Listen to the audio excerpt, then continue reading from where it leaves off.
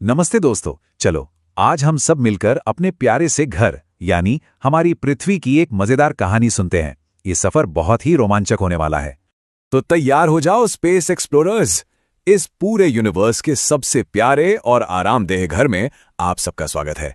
एक ऐसी जगह जो हम सबके रहने के लिए बनी है। पर कभी सोचा है कि हमारा ये घर हम सबके लिए इतना परफेक्ट आखिर बना कैसे? चलो मिलकर इसका पता लगाते हैं। इसके लिए हमें टाइम में बहुत बहुत बहुत पीछे जाना होगा। तो चलो सुनते हैं पृथ्वी के जन्म की ये अनोखी कहानी। देखो, सब कुछ शुरू हुआ करीब 13.8 बिलियन साल पहले एक जोरदार धमाके से, जिसे हम कहते हैं बिग बैंग। फिर कोई 4.5 बिलियन साल पहले हमारा सोलर सिस्टम बनने लगा और उसके कुछ ही समय बाद धूल और गैस के बादल इकट्ठे होकर हमारी नन्ही सी पृथ्वी बन गई। धीरे धीरे यहाँ महासागर बने और फिर सारी जमीन जुड़कर एक ही बड़ा सा कॉन्टिनेंट बन गई जिसका नाम था पैंजिया। पर शुरू में हमारी पृथ्वी बिल्कुल भी ऐसी नहीं थी। अरे ये तो लावा का एक धधकता हुआ गोला थी और ऊपर से इस पर लगातार एस्टेरॉइड्स की बारिश होती रहती थी। सोचो तो जरा। लेकिन फिर धीरे धीरे हमारी पृथ्वी ठंडी होने लगी और वो जो बड़ा सा कॉन्टिनेंट था ना पैंजिया, वो टूटने लगा। उसके टुकड़े अलग अलग होकर तैरने लगे और बन गए वो सारे कॉन्टिनेंट्स जिन्हें हम आज मैप पर देखते हैं। और बस ऐसे ही तैयार हुई हमारी आज की दुनिया। अच्छा, ये तो हुई बाहर की कहानी। अब क्या कहते हो, थोड़ा अंदर झांक कर देखें? चलो पता करते हैं कि आखिर पृथ्वी के सेंटर में क्या छुपा है। पता है, पृथ्वी की लेयर्स को समझने का एक बहुत ही मजेदार तरीका है।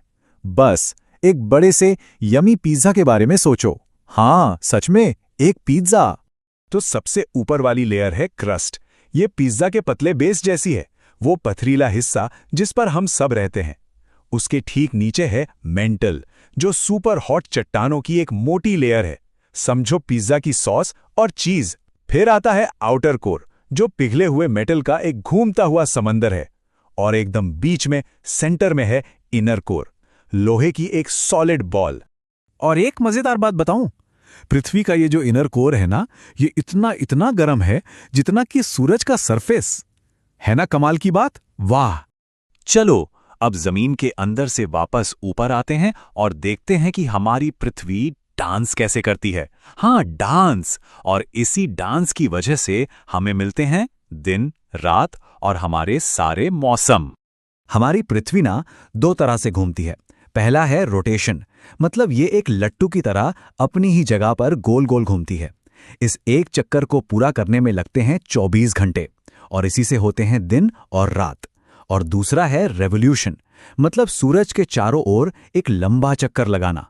इस एक चक्कर में पूरे 365 दिन लगते हैं, जिससे बन जाता है हमारा पूरा एक साल। तो अब एक मजेदार सवाल, अगर अपनी जगह पर घूमने से दिन और रात होते हैं तो फिर ये गर्मी और सर्दी ये कैसे आती हैं? सोचो सोचो। इसका सारा राज छुपा है पृथ्वी के झुकाव में। देखो, बहुत बहुत समय पहले एक बड़ी सी टक्कर से हमारी पृथ्वी ना थोड़ी सी टेढ़ी हो गई, मतलब टिल्ट हो गई। इस टिल्ट का मतलब है कि जब पृथ्वी का कोई हिस्सा सूरज की तरफ झुकता है तो वहां होती है गर्मी, और जब वही हिस्सा सूरज से दूर झुकता है तो वहां होती है सर्दी। है ना ये कितना सिंपल और शानदार। हमारे इस टूर के आखिरी हिस्से में चलो अब उन सभी अलग अलग जगहों को देखते हैं जो हमारी पृथ्वी को इतना खास बनाती हैं, मतलब हमारी जमीन, पानी और हवा। कभी सोचा है कि स्पेस से देखने पर हमारी पृथ्वी नीली क्यों दिखती है? क्योंकि इसका ज्यादातर हिस्सा, मतलब लगभग 71% पानी से ढका हुआ है और बाकी का जो 29% है वो है जमीन। ये जो सारी जमीन है ना, जिस पर हम चलते हैं, खेलते हैं, घर बनाते हैं, उसे कहते हैं लिथोस्फीयर। मतलब हमारे पैरों के नीचे की सारी ठोस पथरीली जमीन। और पृथ्वी पर जितना भी पानी है, चाहे वो बड़े बड़े महासागर हों या छोटे छोटे तालाब, उस सब को मिलाकर हम कहते हैं हाइड्रोस्फीयर। और वो हवा जिसमें हम सांस लेते हैं वो आती है एटमॉस्फेयर से।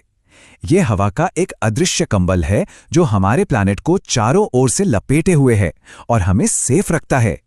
लेकिन असली मैजिक तो तब होता है जब ये तीनों चीजें, जमीन, पानी और हवा, एक साथ आ जाती हैं। बस तभी बनता है लाइफ के लिए एक परफेक्ट घर।